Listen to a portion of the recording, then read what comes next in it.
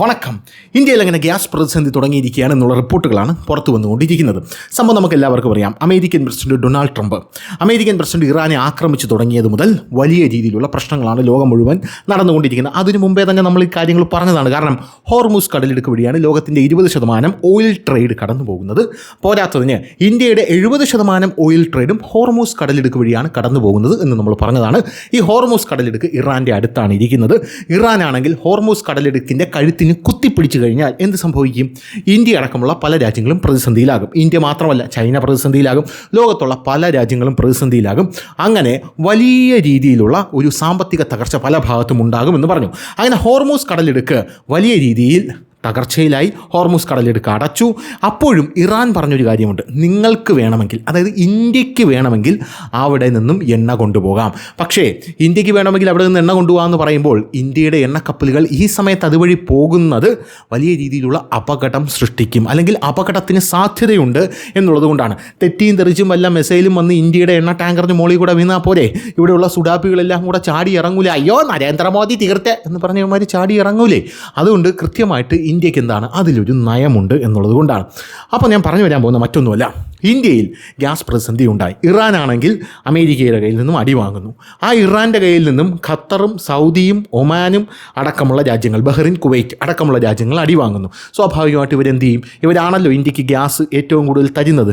ഇന്ത്യയുടെ 80% gas supply ചെയ്യുന്നതും ഈ രാജ്യങ്ങളാണ്. 40% ഖത്തറിൽ നിന്നാണ് വരുന്നത്. ഖത്തറാണെങ്കിൽ ഗ്യാസ് പ്ലാന്റ് അടച്ചു പൂട്ടി. അപ്പോൾ അങ്ങനെ ഒരു സാഹചര്യത്തിൽ ഇന്ത്യയിലേക്ക് ഗ്യാസ് ഇറക്കുമതി കുറഞ്ഞു. നമ്മുടെ രാജ്യം എന്ത് ചെയ്തു? എസ്മ പ്രഖ്യാപിച്ചു. എസ്മ പ്രഖ്യാപിക്കുക മാത്രമല്ല, 1955 നിയമം ഇപ്പോൾ ശക്തമായിട്ട് പുനരവതരിപ്പിച്ചതിന് ശേഷം നമ്മുടെ രാജ്യത്തുള്ള ഗ്യാസ് വിതരണത്തിനുള്ള ഒരു മാർഗ്ഗനിർദ്ദേശം തയ്യാറാക്കി. മാർഗ്ഗനിർദ്ദേശത്തിൽ പല കാര്യങ്ങളും പറയുന്നുണ്ട്. ഗ്യാസ് ഈ സമയത്ത് പൂഴ്ത്തി വയ്ക്കുന്നവന്മാരുടെ ആസനത്തിൽ കൂടെ കുന്തം കയറ്റും എന്നൊക്കെ നമ്മുടെ കേന്ദ്ര സർക്കാർ പറയുന്നുണ്ട്. വളരെ വളരെ നല്ല കാര്യം തന്നെയാണ്. എന്തായാലും നമ്മുടെ നാട്ടിലെ പല ഹോട്ടലുകളും അടച്ചുപൂട്ടി എന്നുള്ള റിപ്പോർട്ടുകൾ ഇതിനോടകം തന്നെ പുറത്തു വരുന്നുണ്ട്. കാരണം ഗ്യാസ് പ്രതിസന്ധിയാണ് ഉണ്ടാകാനുള്ള സാധ്യതയുണ്ട്. എന്തായാലും ഇങ്ങനെയുള്ളൊരു സാഹചര്യത്തിൽ റഷ്യ നമുക്ക് ഗ്യാസ് തരും എന്നാണ് നേരത്തെ പറഞ്ഞിരുന്നത്. റഷ്യ ഗ്യാസ് തരും. പക്ഷേ റഷ്യയുടെ ഗ്യാസ് അവിടെ നിന്നും ഇവിടെ എത്താനായിട്ട് അതിൻ്റെ സമയവും അതിൻ്റെ ഉൽപ്പാദന ചെലവും കണക്കിലെടുക്കണം എന്നുള്ളത് കൊണ്ടാണ്.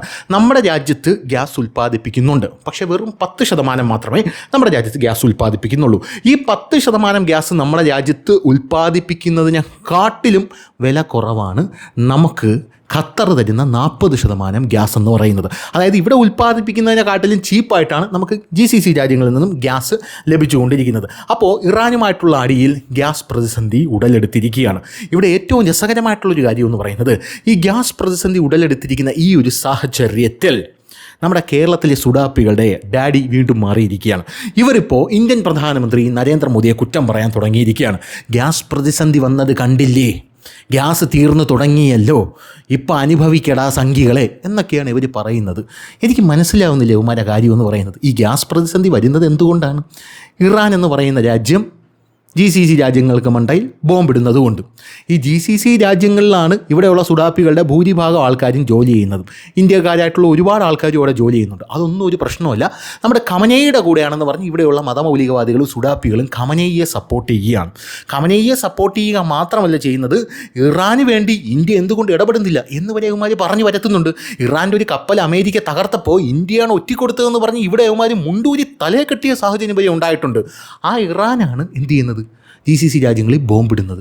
ആ ഇറാനെയാണ് യവന്മാർ സപ്പോർട്ട് ചെയ്യുന്നത്. ആ ഇറാൻ കാരണമാണ് നമുക്കിപ്പോൾ ഗ്യാസ് കിട്ടാത്തത്. എന്നിട്ട് യവന്മാർ കുറ്റം പറയുന്ന ആരാ? ഇന്ത്യൻ പ്രധാനമന്ത്രി നരേന്ദ്രമോദി. എങ്ങനെ ഇരിക്കണ്, വെറൈറ്റി അല്ലേ എന്ന് പറയുന്നത് പോലെയാണ് കാര്യങ്ങളുടെ കിടപ്പെന്ന് പറയുന്നത്. എന്തായിരുന്നാലും ആളൊരു നല്ല മനുഷ്യനാണ്. എനിക്കിഷ്ടപ്പെട്ട ഒരു വ്യക്തിയാണ് റെജിമോൻ കുട്ടപ്പൻ. അണ്ണന് കോൺഗ്രസ് ചായ ഉണ്ട് എന്നുള്ളത് മാത്രമേ ഞാൻ അണ്ണനിൽ കാണുന്ന ഒരു ന്യൂനതയായിട്ടുള്ളൂ. അത് പിന്നെ ഡെമോക്രസി ആണല്ലോ, ആർക്കും ആരെ വേണമെങ്കിലും എന്ത് ചെയ്യാം, പിന്തുടരാം. എന്തായാലും അണ്ണൻ്റെ പോസ്റ്റ് വളരെ രസകരമാണ്. ഇന്ത്യ ഇറക്കുമതി ചെയ്യുന്ന ഗ്യാസിൻ്റെ 62% വരുന്നത് ഹോർമൂസ് കടലിടുക്ക് വഴി. ഇറാന് മേൽ അമേരിക്ക, ഇസ്രായേൽ നടത്തിയ ആക്രമണം മൂർമൂസ് കടലിടുക്കിലെ ഗ്യാസ് നീക്കം തടസ്സപ്പെട്ടിട്ടുണ്ട്. മുംബൈയിൽ 20% റെസ്റ്റോറൻറ്റുകൾ അടച്ചു. 3-4 ദിവസം കൊണ്ട് 5000 പൂട്ടുമെന്നാണ് ഹോട്ടൽ അസോസിയേഷൻ പറയുന്നത്. തമിഴ്നാട്ടിലെ അസോസിയേഷൻ പറയുന്നത് 10,000 എന്ന് ഷട്ടർ ഇടുമെന്നാണ്. മുതലാളിമാർക്ക് കച്ചവട നഷ്ടം, തൊഴിലാളികൾക്ക് തൊഴിൽ നഷ്ടം, ഒപ്പം തൊഴിലില്ലായ്മ കൊണ്ട് ഫുഡ് ഡെലിവറി ബോയ്മാരായി പോകുന്നവരെയും ഇത് ബാധിക്കും. സർക്കാർ പറയുന്നത് 25 മുതൽ 30 ദിവസത്തേക്ക് വരെയുള്ള സ്റ്റോക്ക് ഉണ്ടെന്നാണ്. ഉണ്ടായിട്ടും ഈ സ്ഥിതി എന്നുള്ളതാണ്. കച്ചവട നഷ്ടം, തൊഴിൽ നഷ്ടം. ഞാൻ യുദ്ധം തുടങ്ങിയപ്പോഴേ പറഞ്ഞിരുന്നു, ഹോർമൂസ് കടലിടുക്കിൽ പ്രതിസന്ധി വന്നാൽ അത് നമ്മളെ ബാധിക്കും എന്ന്. അന്ന് ഭക്തർ പറഞ്ഞത് അതിനുള്ള സാഹചര്യമില്ല എന്നാണ്. വീട്ടിലെ ഗ്യാസ് തീരുമ്പോൾ അറിയും. സർക്കാർ ഗ്യാസ് കിട്ടാനുള്ള ബുക്കിംഗ് ദിവസങ്ങൾ ഓൾറെഡി 21 ദിവസത്തിൽ നിന്ന് 25 ആക്കിയിട്ടുണ്ട്. ഒരു കാര്യം കൂടി പറയാം.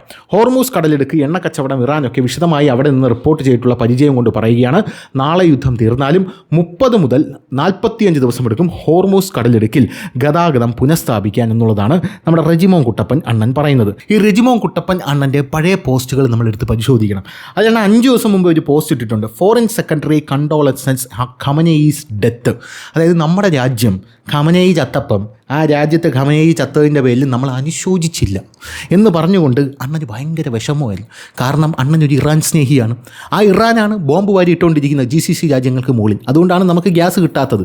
എന്നിട്ട് അവന്മാർ ഇറാനെയാണ് സപ്പോർട്ട് ചെയ്തുകൊണ്ടിരിക്കുന്നത്. എങ്ങനെ ഇരിക്കുന്നു? നമ്മൾ ഇറാനുമായിട്ട് വലിയ പ്രശ്നങ്ങളൊന്നുമില്ല എന്നുള്ളത് വേറൊരു കാര്യം. പക്ഷേ നമുക്ക് നമ്മുടേതായിട്ടുള്ള ഫോറിൻ പോളിസിയുണ്ട്. ഇപ്പോൾ ഒരു രാജ്യത്തെ നമ്മൾ എന്ത് ചെയ്യുന്നു? സുഹൃത്തായി അംഗീകരിക്കുന്നു. ആ രാജ്യത്തെ അല്ലെങ്കിൽ ശത്രുവായി അംഗീകരിക്കുന്നു. ഉദാഹരണം പാകിസ്ഥാനെ ശത്രുവായിട്ട് അംഗീകരിക്കുമ്പോഴും ശത്രുവായി നിൽക്കുമ്പോഴും പാകിസ്ഥാനുമായിട്ട് നമുക്ക് കച്ചവടം ഉണ്ടായിരുന്നു. പാകിസ്ഥാനുമായിട്ട് നമുക്ക് സിന്ധു നദീജല കരാറുണ്ടായിരുന്നു. ഇങ്ങനെ പല കാര്യങ്ങളും അവിടെ ഉണ്ടായിരുന്നു. അതുകൊണ്ട് ഇത് രണ്ടും ഉള്ളതുകൊണ്ട് പാകിസ്ഥാന് നമ്മളുമായിട്ടും ഈ കരാറൊക്കെ നിലനിൽക്കുകയല്ലേ, കച്ചവടമൊക്കെ ഉള്ളതല്ലേ, അതുകൊണ്ട് ശത്രുവല്ലല്ലോ സുഹൃത്തല്ലേ എന്ന് ചോദിച്ചാൽ അതങ്ങനെ ശരിയാവും. പാകിസ്ഥാനുമായിട്ട് ഇതൊക്കെ നാച്ചുറലി ഉണ്ടായിരുന്നു എന്നുള്ളതാണ് പ്രധാനപ്പെട്ട കാര്യം. ഇതെല്ലാം എടുത്തു മാറ്റി ബദ്ധശത്രുവാക്കിയത് പഹൽഗാം കഴിഞ്ഞപ്പോഴാണ്. അതുപോലെ ഇറാൻ നമ്മുടെ സുഹൃത്താണ് എന്ന് പറഞ്ഞ് ഇറാൻ ചെയ്യുന്ന എല്ലാ തുട്ടിത്തരവും നമ്മൾ കൂട്ടി നിൽക്കും എന്നുള്ളതല്ല അതിൻ്റെ അർത്ഥം. ഖമനേയി എന്ന് പറഞ്ഞ വേട്ടാവളിയും ചത്തവൻ ചത്തു, അത്രയേ ഉള്ളൂ. അതിന് നമ്മളെന്തിനാണ് അനുശോചിക്കുന്നത്?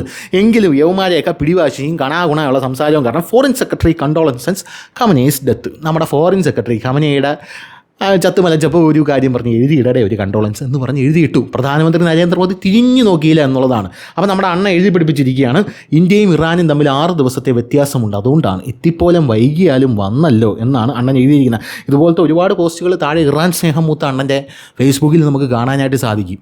എന്തായിരുന്നാലും ഇറാൻ ഹോർമൂസ് കടലിടുക്ക് അടച്ച് GCC രാജ്യങ്ങൾക്ക് മണ്ടയിൽ ബോംബിടുന്നതിൻ്റെ പ്രധാന കാരണം കൊണ്ടാണ് നമുക്ക് ഗ്യാസ് കിട്ടാതെ പോയത്.